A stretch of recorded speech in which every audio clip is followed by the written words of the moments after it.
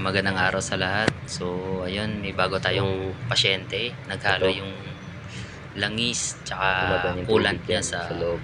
radiator. Tapos langis. So, yun yung ayun, oil filter niya. i-diagnose natin So, kung may cooler dyan saan sa nga loob. ba nanggagaling Dito yun. tayo magbubukas. Tapusin may yung leaking video tubig para dyan. may konting Or kaalaman din kayo. langis.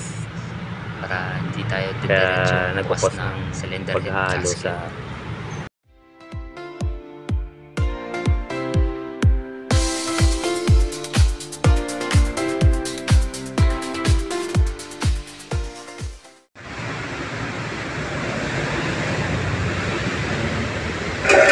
naghalo yung langis sa ito pa rin coolant. yung radiator.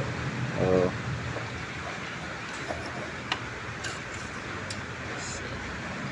Baka ka muna, Mark.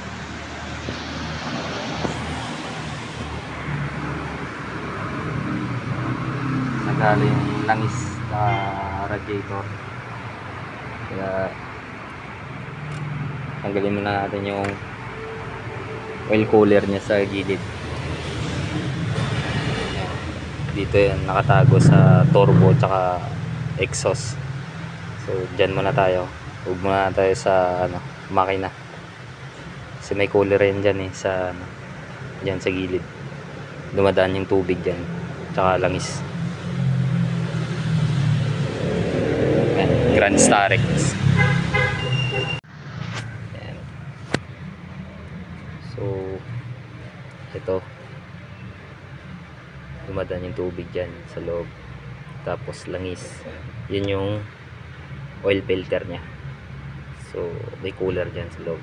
Dito tayo magbubukas. Baka may leak yung tubig dyan or langis. Kaya nagkukos ng paghahalo sa radiator. Malalaman natin mamaya. So ayan, ito na nakuha na namin. Ito yung filter, ito na yung cooler niya. Ayan, dito tubig sa loob. Tapos dito yung labas niya. Ito langis yung paligid. Pag may leak yan dito, maghahalo na yung langis tsaka tubig. Okay naman. Tapos yan yung mukha niya. Dito langis yan. Langis yan dyan. Langis yan dyan. Ito langis yan dyan. Ito yan, sorry yan, langis yan. Dito dumadaan yung tubig punta dun sa cooler na tinuro ko kanina. Tapos yan, ito langis din dito, dumadaan yan dito langis. Tapos dito yan, pikot yan, tubig yan, tagos yan dito.